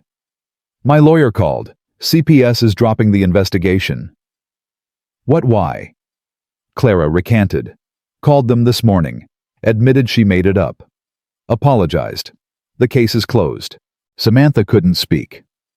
"It's over," Alexander said. "Really over. No more supervision. No more investigations. You're free." She actually apologized. More than that, she left a message. For you. He handed her his phone. Samantha played it. Clara's voice small and broken. "Miss Hayes, I don't expect forgiveness. I don't deserve it. But I need you to know I'm sorry. You didn't do anything to me. I was just angry. At life, at myself, at everyone who seemed happy when I wasn't. And I took it out on you. That was wrong. I've withdrawn the complaint. The investigation is over. I hope you and those kids have a beautiful life. You deserve it. I'm sorry." The message ended. Samantha handed back the phone. "Are you okay?" Alexander asked. "Yeah, I think I am." "Do you forgive her?" "I don't know yet, but I'm grateful she stopped. That's enough for now." "You're a better person than me." "No. I just understand what desperation looks like. I've been there." He pulled her close. "I love you." "I love you too." They danced, surrounded by family, friends, staff who'd become family. At the end of the night, after the guests left, the six of them sat in the garden. Kids in pajamas, adults exhausted, everyone happy. "Best day ever," Ella declared. "Agreed," Max said. "Top 5 at least," Tommy added. "Top 3, Leo corrected. "What are the other two?" Samantha asked. "The day you came," Tommy said, "and the day you stayed." Samantha's heart overflowed. Alexander stood, raised his glass of sparkling cider. "To family, the one we're born with and the one we choose, to second chances, to love that doesn't quit, and to this woman," he looked at Samantha, "who taught us all what home means." "To Mom," the kids shouted. They clinked glasses, drank, laughed, and as stars came out above them, Samantha realized something. She'd come here looking for survival. She'd found life. Real, messy, beautiful life. The kind that could not be bought or faked or forced. The kind built on truth, on choice, on love. "What are you thinking?" Alexander asked softly. "That I'm home." "You are." "That I'm loved." "You are." "That I'm exactly where I'm supposed to be." "You are." She leaned against him, watched the children play. Tommy was teaching Ella some kind of handshake. Max was showing Leo a magic trick. They were being kids, safe, happy, free. "Thank you," Samantha whispered. "For what?" "For seeing me, when I was invisible to everyone else." "You were never invisible. You were just waiting to be found. And you found me. We found each other." Ella ran over, climbed into Samantha's lap. "Mommy, tell us a story." "What kind of story?" "A happy one. With a happy ending." Samantha kissed her head. "Once upon a time there was a woman who thought she was alone. She had a daughter she loved more than anything. But she was tired, scared, running out of hope." The boys gathered close, listening. Then one day she walked through gates she never thought she'd enter. Met 3 boys who tested her, a man who doubted her, a house full of people who judged her. "That's not very happy so far," Max said. "Wait for it." Samantha smiled. "Because here's the thing about the woman. She didn't quit. She didn't run. She stayed. Even when it was hard. Even when she was scared. Even when everyone told her to leave." "Why?" Leo asked. "Because she saw something no one else did. She saw family, not in blood or money or rules, but in laughter, in tears, in midnight conversations, and messy pancakes and shared pain." And then what happened? Ella asked.